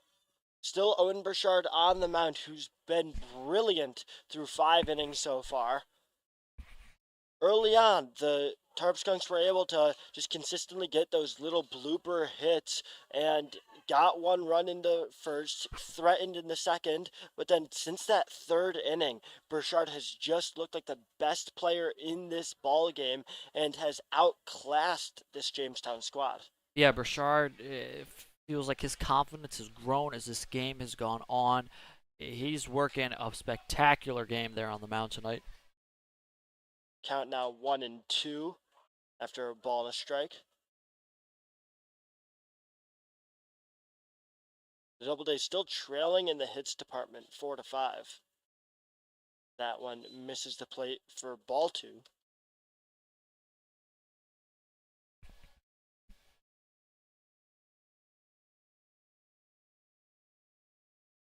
Pitch comes in and swung on, hit right back to Bashard, but Bashard can't glove it. Sullivan also not able to glove it. You have to wonder if the slipperiness of the ball due to the rain has any impact on that, but could have just been a failed play. That's an infield single, or maybe an error for the Doubledays here. Dumas gets on base, and that brings up Brady McGuire, who's 1 for 2 on the night. Yeah, I saw Bashard kind of kicking himself. He wanted to make that play. That ball the bounce went under the glove. Sullivan was going to be a tough play at first anyway. Bashard, traffic on. He's been able to work out of it throughout this game, so he'll have to do so again here in the top of the 6th. Yeah, Bashard hasn't exactly started off inning strong, but once he gets into the swing of things, he turns into a different animal. That one way high, going to get past the past the catcher Reader, and the base runner in Dumas will take second. That certainly looked like the ball got away from Owen Bashard there. I like him taking a second now, back on the mound, taking a second to calm himself. Thought he had out number 1 on a little dribbler back to himself. Now you got a runner on second, 2-0 count. Get back to where you've been early in this game. That one a great pitch to catch the batter in Brady McGuire swinging, makes the count 2-1. Bashard, who's now at roughly 75 pitches, needs to lock it if he wants to go the full 7-inning distance. Remember, it is a doubleheader, so each game is just 7 innings. Even got a little bit of an intermission halfway through thanks to the rain delay. Rests his arm a little bit. Felt like Could potentially preserve his durability. We were like on Broadway with the intermission there. Yeah, Got to go get your concessions, everything. Fans are able to go take a bathroom break. Is that one in there for strike 2? I do see some action in the bullpen for the Doubledays, so you got to think Bashard is not able to get out of some trouble. What the hook will be, if it will be a quick hook, or if they'll let him ride it out. That pitch comes in, swung on and whiffed. The big swing there from Brady McGuire, but a brilliant pitch there from Owen Bashard for yet another strikeout. Hey, I feel like Owen Bashard throughout this night, we've had questions, okay, how is he going to respond? And he's responded with an A+. What a strikeout there. In just every aspect, he's been getting these Jamestown Tarp Skunks to swing and miss. There's another one right there. 0-1 count. And again, this isn't overpowering stuff. This isn't a 90-mile-per-hour fastball. He's working in his bag of tricks, his bag of pitches. It goes from 82 to 72. There we go. Another swing and a miss. Just a great pitch there. And all the best pitchers can really use their diverse bag. We just saw Clayton Kershaw yesterday for the Dodgers throw a 42-mile-per-hour pitch. If an MLB pitcher is switching things up, good idea for Bashard to be doing that too. That pitch comes in, swung on, hit. That's going to be in play over to the left fielder. And the play is made by the left fielder, Tommy Kerwin, for the second out of the inning. Again, just one out away. Bashard, man, he has done a great job here. Runner on second, nobody out, and he has been battling. And normally for manager Matthew Petrosi, he likes those 6-inning performances as generally the limit for his pitchers, but in just a 7-inning game, we could see Bashard go all the way. Haven't seen a complete game for either team here at home this season. 1-0 count for the batter Justin Bremner, who's 1 for 2 on the night, singled in his last at bat. Complete game. Definitely much more manageable in the 7-inning game. Bashard That can one, go for it. big swing and a big miss. 1-1 count. Bashard is just catching all of these batters swinging. These Tarp Skunks batters really eager to go after Bashard, looking to get back on track with the hits, as that one chopped over to the second baseman. The throw over to first, great connection by Vasquez and Fishbin to end the inning. We'll head into the seventh. The Doubledays maintaining their 3-run lead.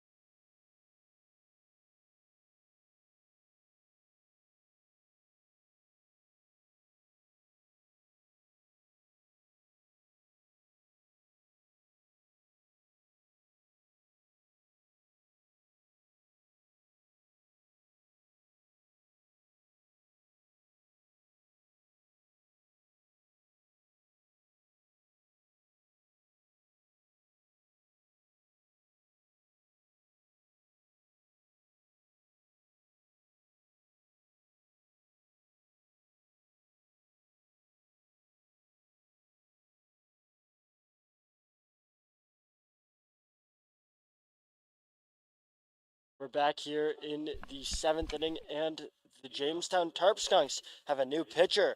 Landon Castor pulled from the game despite a solid 1 1/3 innings of work. Now Cole Schwakow up at the mound for the Tarp Skunks, the lefty pitcher, a southpaw out of Lake Erie College. 5'11", 183 sophomore. So the Tarp Skunks going from lefty to righty back to the southpaws. As that one misses the plate for strike one, or for ball one, excuse me. Auburn still trying to put together some runs here. They have a 3-run lead, and the Tarp Skunks are going to be down to their final 3 outs. But hey, any run's a good run. Trying to add some more. Well, it's a two-folded issue. Is one, you can't get complacent, is there's still obviously innings left in this game, but also since it's a doubleheader, any momentum that you could carry into the next game is going to be crucial. 100%. That can play a big role in the start of the next game. That one in there for strike one. Assume the second game of the doubleheader will start around 30 minutes after. So hey, just like you treat it like another rain delay. And basically, it'd be about the same time length. That one gets the batter in Vasquez, excuse me, to miss the swing. 2-2 count.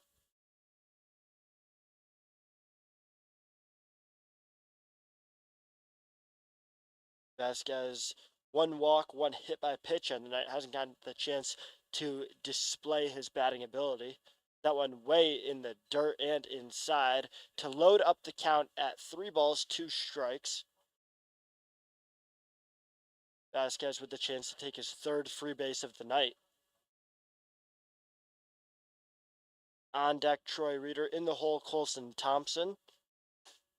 And he will take his free base. That's another walk for Alex Vasquez, bringing up Troy Reeder with a runner on base.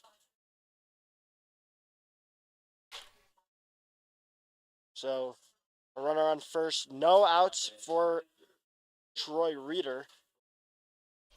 This pitcher Cole Schwachow looking to get out of some early trouble.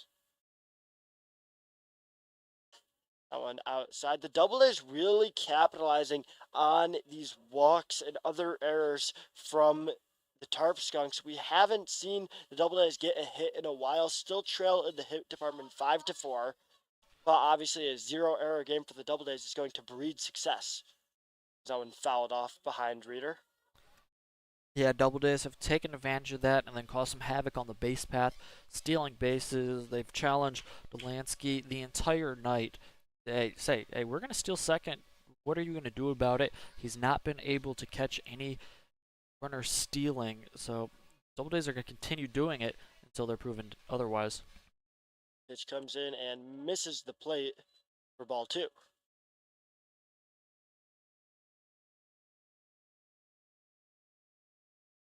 Troy Reeder yesterday went 0 for 3 at the plate in their blowout loss to the Newark Pilots. Reeder looking to have a bounce back game today. Already been pretty efficient on the bases. And speaking of bases, that's going to be Alex Vasquez taking second base for free because the pitch got away from Cole Schwachow. I want to say that's either the third, definitely the third, maybe the fourth passed ball in this game / wild pitch. It's just advanced runners 90 feet for Auburn. Every time it has been able to help them build this lead. Let's see if it can do that here in the sixth. That pitch swung on and whiffed from Reeder, who got a bit aggressive. That pitch not really too close to the strike zone. Reeder chasing, trying to force the issue. Want to go the opposite way there. Not able to catch up with that heater. Now full count, 3-2. Big pitch here for Schwachow. That one does not catch the strike zone. He will take his base. 2 quick walks to open things up for the sophomore pitcher. 2 runners on base, and it's Colson Thompson as the Tarp Skunks going to meet up with Schwachow on the mound, have a quick chat with him, try to get his spirits back in it. As 2 quick walks, not a great sign. Yeah, he was able to get to a full count there with Reeder, but a majority of those pitches just weren't close or in the strike zone. Even the one Sweeter swung to make it ball 2 was out of the strike zone. So just try and bring Schwachow back to feeling comfortable, confident, and finding his control on the mound. That's what that mound visit was about. Manager Frank Jagoda gonna head back to the dugout with some words of confidence for Schwachow. We're at 6:08 Eastern Standard Time. Thanks for all the fans listening at home for sticking with us through the rain delay. We hope that you'll tune in for the upcoming game. Again, this is a doubleheader. Maybe try to come in person. You got some time if you want to head there. As that one grounded over to the second baseman. The double play made. Great play by the Tarp Skunks to get 2 outs there. Lagoni to Marshall to Smith to get 2 outs. Still a runner on third, however. That's Vasquez sitting over there on third base as Mike Bonfiglio, who has shown up at the plate earlier this game. He's 2 for 2 on the night. Has a chance to add on to the Doubledays lead with the runner on third. That was a smooth double play turn there. Lagona was able to field that ball cleanly, kind of sliding to his right, get over to second. Nice play, nice turn there by the Tarp Skunks. Pitch in there for strike 1.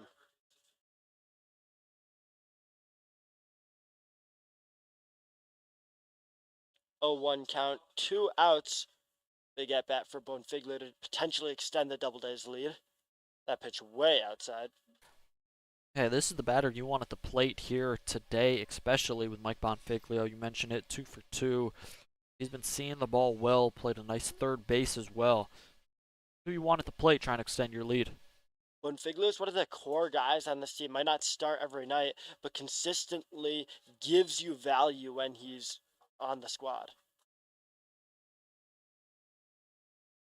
Bonfiglio falls behind 1-2 in the count. Bonfiglio gets on it, put Austin Droge up. both righty batters. That one checked swing from Bonfiglio makes it 2-2 count. That Good. pitch very close to the strike zone. Just without what I was about to say. Very great check there by Bonfiglio. Very close pitch. Fought the whole way. Called a ball. If you can do damage on this next one. 2 balls, 2 strikes. The pitch comes in and it's way outside. A nice snag from Delansky to potentially prevent Vasquez from taking home base.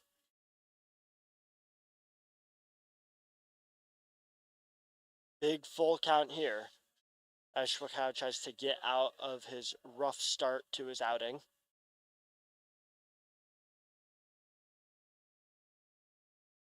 Pitch comes in and misses the strike zone. Runners will now be on the corners as Bonfiglio will take his base, bringing up the 10 slot in the Doubledays order. Austin Droge, who's 0 for 1 on the night with the fielder's choice and a walk. Third walk in this inning for the Doubledays, trying to take advantage here. So they were able to take advantage in the 4th inning with a few walks back in that inning. Trying to do so again here in the 6th. Runners on the corners. Droge, a very patient batter. Wouldn't be surprised to see this pitch count work all the way up. That one swung on the first pitch, fouled off the right side.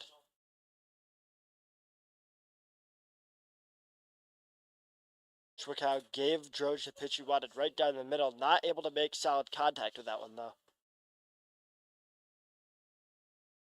Still no hits this inning for the Doubledays, despite having multiple runners on base at nearly all times. That one a bit too. That will catch the bottom of the strike zone right on the line, 1-1 count. Sorry, does narrowly miss, so still a 1-1 count.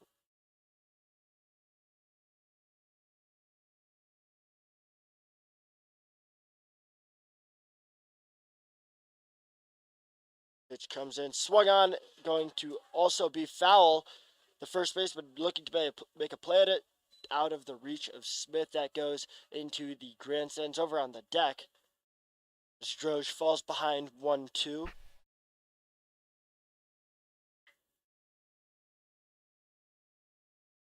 Droge got to find a way to battle here. Try and keep yourself alive here in the batter's box. Find any way you can get on base and add to this lead if possible. Droge in high school has displayed excellent ability to just fight in at-bats. He's going to be going to St. John Fisher next year out of Warwick, New York, so relatively close compared to some of the other guys on the squad. So that pitch comes in and misses the strike zone. A good pitch there from Schwackow, but not able to get in there. 2 balls, 2 strikes, 2 outs. Didn't miss by much. Good take there by Droge. Close pitch. Each pitch this at-bat is huge for both the Doubledays and the Tarp Skunks. That pitch comes in and fouled off by Droge. Not a real attempt to get a hit there from Droge, just looking to stay alive in the at-bat, give himself another gasp of fresh air.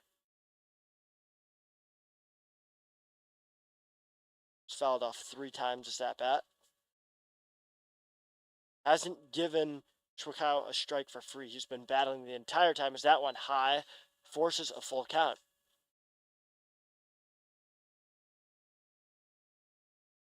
Right now it's been foul ball, foul ball, foul ball, so we'll see if the trend continues here.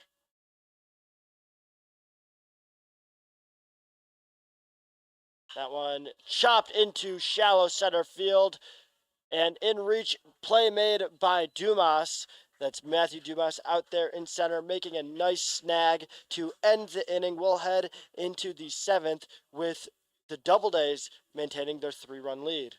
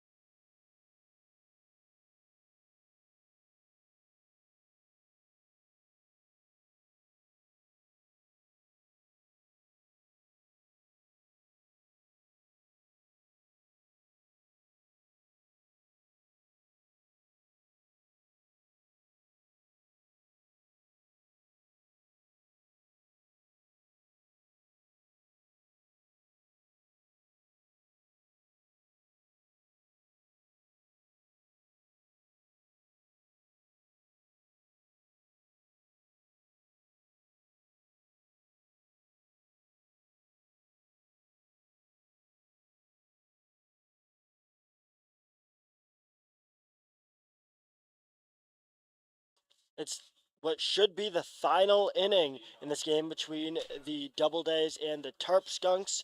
Again, another 7-inning contest after this, so stay tuned for more Auburn Doubledays baseball as the Tarp Skunks looking to stay alive here in the top of the 7th.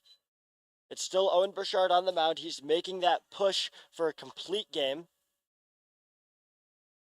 1-0 count. The batter, Jacob Haynes, the cleanup batter for the Tarp Skunks.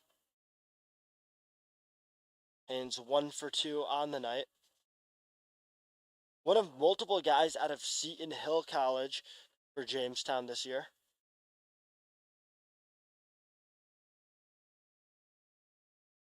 That pitch whiffed on for a 1-2 count. Bashard coming out here in the 7th. I completely agree. He has earned his way to try for this complete game in the 7-inning game. And now if he gets in trouble, you might have the right to take him out, but he doesn't look to be getting in trouble anytime soon. A great pitch there to fan the batter, Jacob Haynes, bringing up Nathan Borchardt, who is 0 for 2 on the night. I've just been so impressed by Bashard this entire ball game. He continues to just fool and make these Tarp Skunk batters extremely rough at the plate. He's up to 88 pitches on the ball game. Just been amazing. Forced plenty of strikeouts.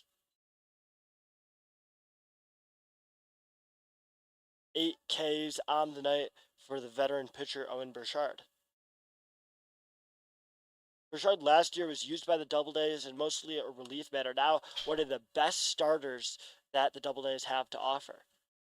Kind of the anchor in the rotation. He comes into this start a night after Auburn really just outclassed by Newark 12-2.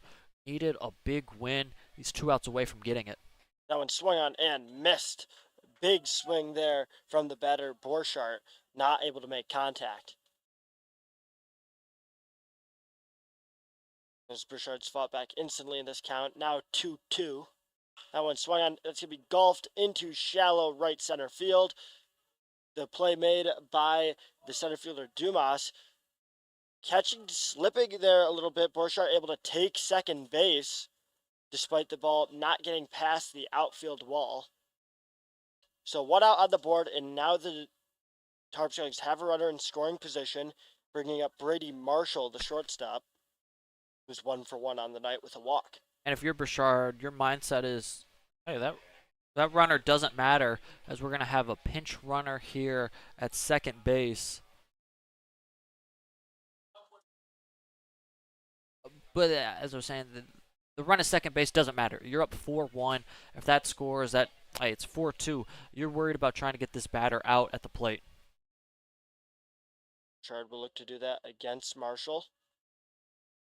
Pitch comes in and is high for ball 1.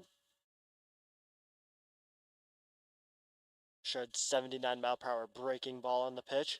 Just a little bit too high, not able to fit it into the zone. Ty Ligoni on deck for the Tarp Skunks. Eric Weeks sitting in the hole. This count now 2-0. And you have to wonder if there's a walk here or if Marshall's able to get on base somehow. You have to think that manager Matthew Petrosi is going to be a little concerned, maybe consider pulling the plug on this operation. Is that one going to be chopped into shallow right field? That'll put runners on the corners. We won't see a play at the plate made. That's going to be a cautious play from Nathan Borchardt to just stay over at third base. So Marshall at first, Borchardt at third, Ty Ligoni up to bat for the Tarp Skunks. Petrosi won't make a visit to the mound just yet. See Reeder and Bashard having a little bit of a chat about how to approach this next batter. There is movement in the Doubledays bullpen. I wouldn't be surprised. He's had success against Ligoni. This might be his last batter. If he's not able to get him out here, assume this might be the last batter for Owen Bashard. The tying run for the Tarp Skunks is at the plate right now. It is Ligoni, who's 0 for 2 on the night. second baseman out of Patrick and Henry Community College. A very good batter in general, but hasn't done great this contest. That pitch in there, grounded over to the third baseman. That's Bonfiglio. Throws it over to first. Great play there by Bonfiglio. A run will score. The first run of the game for the Tarp Skunks since the first inning. But now a two-run ball game with 2 outs. And that's a great job by Bonfiglio. That's exactly what I was talking about earlier with that runner doesn't matter. He scores, okay. Now it's 4-2. Your focus is getting the batter. You're one more out away from finishing this game, finishing off your complete game, and getting a Doubledays win. Good job by Bonfiglio immediately going to first, knowing, hey, the out is more important than the run scoring in this situation right now. 2 outs on the board, a runner on second. A big swing there from the batter, Eric Weeks. That pitch way inside, so a lot of movement on that pitch from Bashard. Weeks was looking to tie this game up with one swing. Great off-speed pitch by Bashard to catch him off guard. As you mentioned, Weeks, the tying run at the plate. That one, a curver that's going to be grounded to the second baseman. That's Vasquez over to Fishbein for the final out of the contest. That is a win in the first of 2 games for the Doubledays. Luke, what were some of your takeaways from this great 4-2 victory for Auburn? You got to give all the credit in the world to Owen Bashard in this game. 7 strong innings, 2 runs, 8 strikeouts. He just looked stronger and stronger and stronger and more confident every single inning as this game went along. Had runners on base multiple times, was able to work around jams. I thought his presence on the mound and being able to come back after the 25, 30-minute rain delay and pick up right where he left off before the delay, all the credit in the world to Owen Bashard. What a start from him here in this ballgame. You also have to give credit to the fielding behind him. The only error made by the Doubledays this game was by the pitcher, Owen Bashard. Outside of that, a very clean game for the Doubledays. We saw Auburn got out-hit in this contest, but because they didn't make stupid mistakes, because they kept their head in the ball game, they were still able to come out on top. Yeah, they stayed ahead of the 8 ball. They were not being out on the base path, not committing errors like we've seen in these past few games. Hey, they controlled what they can control, keep the ball in front of them, make safe reads on the bases, and that big 4th inning where they scored 4 runs, and that inning they only had 2 hits. They were able to win this game via good at-bats at the plate. Credit to this offense, really scraping out a win. Now it's time to try and do it for a second consecutive game. And if Bashard was the player of the game, at least defensively for Auburn, the player of the game offensively was Mike Bonfiglio. 2 for 2 outing with 2 singles, and then also had a walk at his last time up. Great game in the field, too. So, of all the position players, I want to give Bonfiglio a nice shout out there. 100%. 2 for 2, as you mentioned. Was able to come home to make it 4-3 on a pass ball, ran the bases well. Bonfiglio did it all around the the field. He played incredible third base and in the batter's box. So him and Bashard, great game here tonight for the Doubledays. That about wraps up for our coverage of that first game. Stay tuned for more. It'll be in about 30 minutes. We'll have the second game between Jamestown and Auburn. So we'll be back. I'm Ryan Story. That's Luke Backman saying so long for now, but we'll be back shortly.